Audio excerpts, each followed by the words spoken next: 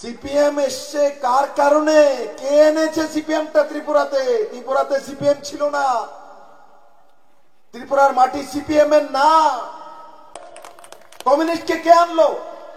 কমিউনিস্টকে মানিক সরকার এনেছে, জিতেন চৌধুরী এনেছে, এরা আনেনি, এনেছে এই বাপ বেটা এনেছে, তারা এনেছে।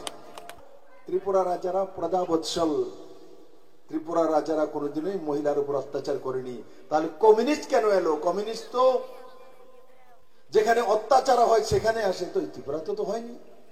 ত্রিপুরাতে উনার বাবার ডিক্টাডিক্টির কারণে কমিউনিস্ট এসেছে।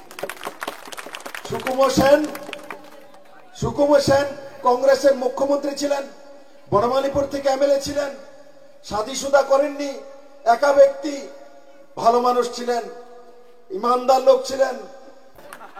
তো ওনার বাপে এই ত্রিপুরার মধ্যে, আরে কত বড়, আমার মাঝে মাঝে দিয়ে হয় 10 মাসের মুখ্যমন্ত্রী ইটারলিয়ে ভাঙ্গা খায়, আমার বাপে মুখ্যমন্ত্রী আসছে। বাপরে বাপ, কি অবস্থা! তখন এটার ভাঙ্গা খাইতে হয়। এরা সুকুমার সেনকে গদিচ্যুত করে, কংগ্রেসের মুখ্যমন্ত্রীকে গদিচ্যুত করে সিএফডি বানায়। ওর পিতা সিএফডি বানিয়ে নিপেন চক্রবর্তীকে প্রথম কমিউনিস্টের নেতা, ত্রিপুরার অর্থমন্ত্রী বানায়।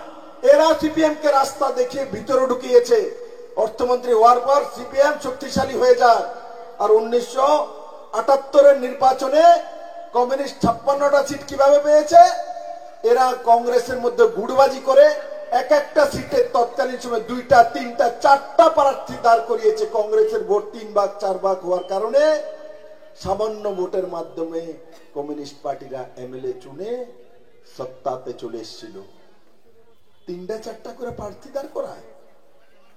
কে দাঁড় করিয়েছিল? কংগ্রেসের ভোট যদি বিভাজন না হতো, কমিউনিস্ট জীবনে সত্তাতে ত্রিপুরাতে আসতো না। কমিউনিস্ট কংগ্রেসের ভোট বিভাজনটা কে করলো?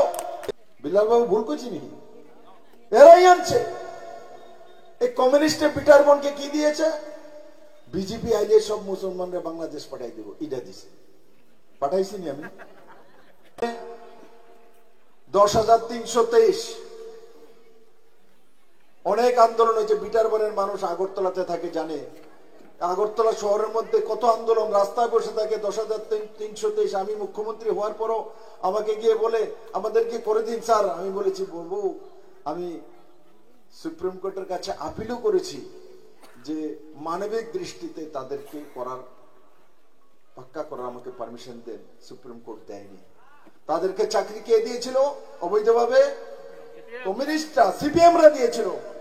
তাদের চাকরিগুলি যাওয়ার জন্য কেসটা কে করেছিল? বিপ্লব দেব। কে করছে?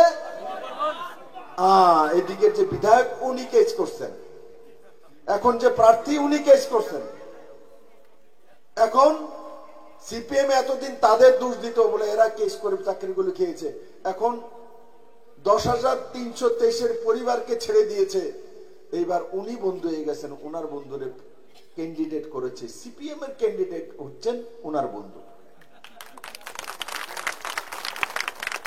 এই 10,323 পরিবারের অভিশাপ এবার সিপিএম কংগ্রেসের বিনাশ হয়ে যাবে। কারণ কোর্টে গেল কে? কেসটা করলো কে? এই আশিস বাবু আর ওনার বন্ধু, ওইটার নাম কইতে ইচ্ছা হয় না।